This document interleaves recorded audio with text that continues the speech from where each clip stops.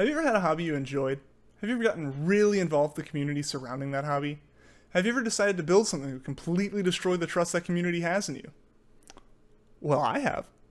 Before we get started, I would like to give a big shout out to the YouTube channel members. If you would like to help support this channel and my streams, please click on the join button below this video and become a member today. I want to give a special shout out to the Decidueye level members, Cinder Clouds and Hamza Amid.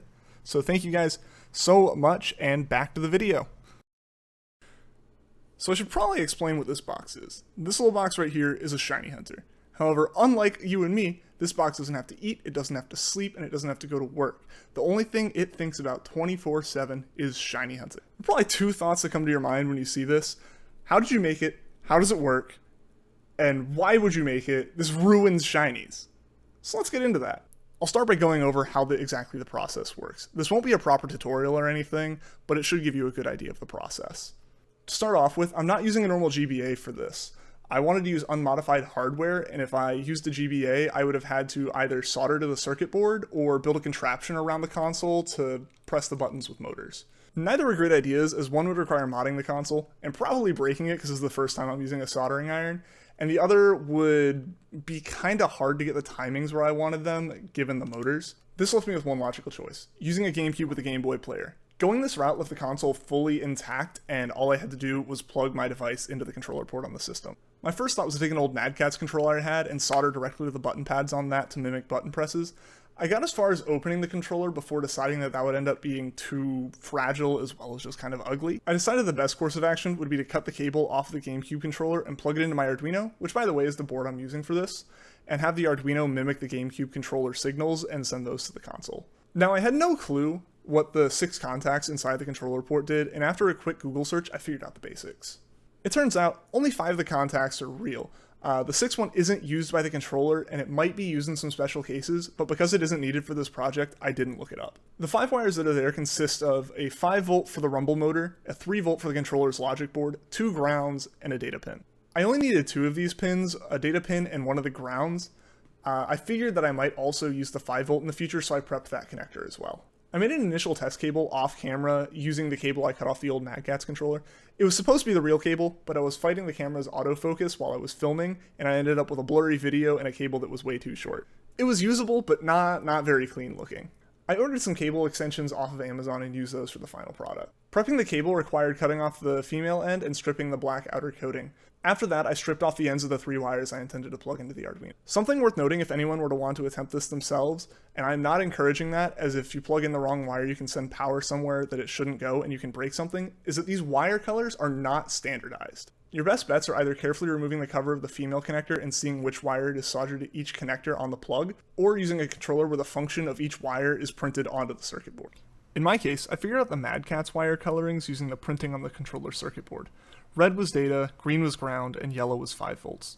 To figure out the coloring on the extension cable, I stripped the wires coming off the female plug, plugged my first test cable into that, and used the voltmeter to check the continuity. The coloring for the new cable was red for data, black for ground, and white for 5 volt. Once I knew which wire was which, I soldered the male end of the DuPont wire onto each controller wire so I could plug them into the Arduino. I did the soldering off camera as I'm new to soldering and was not ready to be flamed by the internet for how bad the joints came out. After that, I heat shrunk each individual wire and then the whole cable to make things nice and tidy, tested the new cable, and boom, hardware was done. I won't go into detail on the code as I'll ramble on that for 20 minutes easily, but the basic architecture is that the Arduino itself is only handling the button presses. It's not actually checking for the shinies, as I couldn't quite figure out how to do that using an Arduino alone. So alongside the Arduino, I also have my desktop running a Python script using OpenCV to check the output coming from the Gamecube to see if the Pokemon are shiny. After each loop of button presses from the Arduino, it tells the Python script to check for the shiny, and if the Python script sees the shiny Pokemon, it tells the Arduino to stop pressing buttons. Otherwise, the Arduino keeps looping.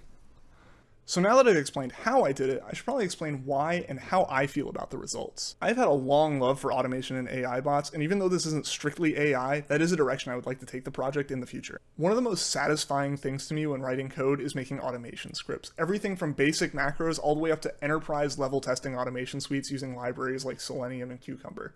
This project felt like the perfect way to combine that love with my love of shiny hunting.